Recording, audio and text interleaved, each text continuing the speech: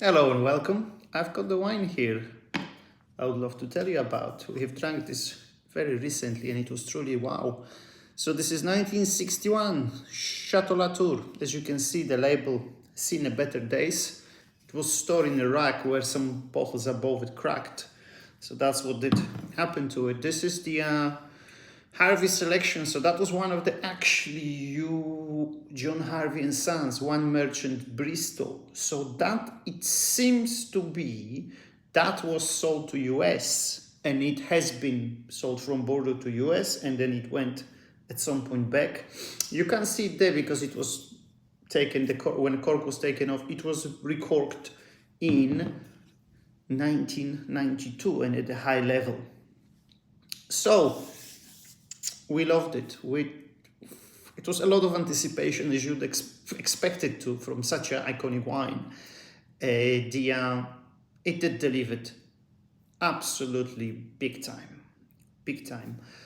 Going from really the color, which was surprisingly dark, the wine has a lot of saturation, which it would have for such an iconic vintage.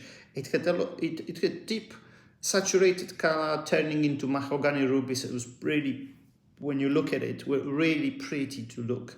I mean, you could see some of it on my, I think there's some photos there on my Instagram. You can see some photo of actual wine. Aromatically speaking, it wasn't as evolved, as mature as you would expect of the wine of this sort of age. Very, very beautiful, very ripe and rich perfume. Black cherry, raspberry confiture, blueberries, and all that was very, very nicely complemented by smoke, by graphite, very, very classical notes of Bordeaux, really. What it did have, it had a lot of the avenues and a lot of the it was throwing through the dinner as we were drinking it between four of us over long 3-hour dinner. It was throwing a lot of nuances, sort of wild herbal notes, which Cabernet Sauvignon often tends to throw. It was throwing the characteristics of sort of fish oil, which is really, really lovely. I mean, the perfume was phenomenal, and of course you expect a lot when you have the wine with the phenomenal aromatic qualities. You expect a lot, and from experience, not always those old wines do deliver, but in this case, everything was just delivered absolutely big time, big time. It was as ripe as the nose suggests. There was quite of a really nice harmony between aromatically what you had. Aromatically, you could really sense the wine. This is really ripe and rich wine. And it did still remain, despite of its age, still a lot of that volume and density. Again, ripe, dense and voluminous structure with still tannins present there. The tannic structure was still wrapping around all this, delivering this sort of grip on your palate, and really beautifully that was all concluded and complemented by beautiful, savory, refreshing mineral acidity. That the wine was just gliding through your palate from very first sip to the meat and back palate. It was just like one piece, perfectly done from very beginning to very end. Very impressive. Like, I'm just looking here through my notes. Yeah, multi-layered, phenomenal flavor. This is the one of the notes I made, the flavor delivery. I think the flavor delivery in this wine was truly, truly sensational. And it is, without shadow of a doubt, if you would have to make 10 greatest Bordeaux, historical Bordeaux wines, 61 Latour is there, without shadow of a doubt. Hard to come by now. I think there's going to be a lot of variation, etc. I think we're very lucky with this bottle that it shone the way it did. It delivered big time.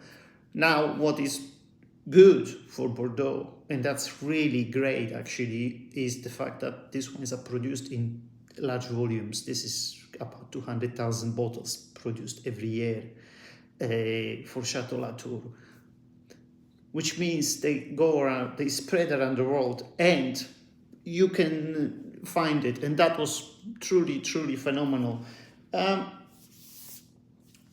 One thing as well to point out is 2020 here book by Neil Martin that I really, really like. What this book does is it speaks in a great detail about vintages.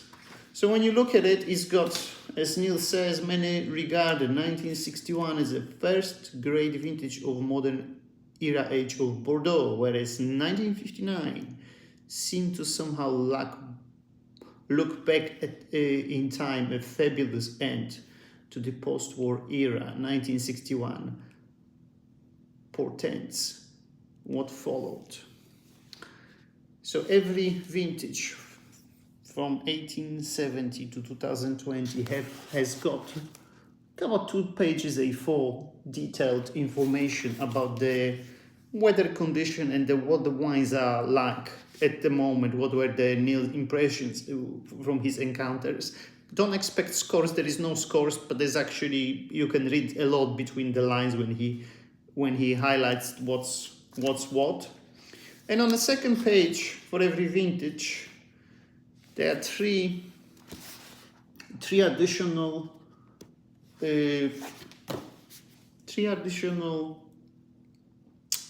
information. So there is an event.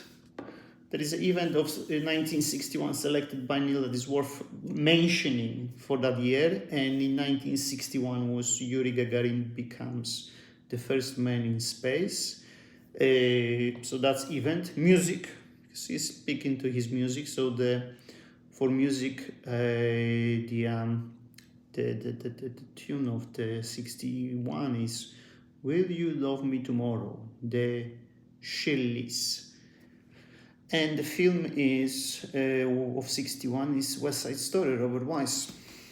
Really good book. Very, very interesting. There's always, you can pick something and find some interesting info.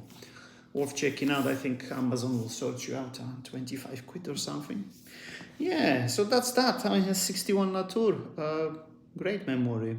And no question of a doubt. No question of it.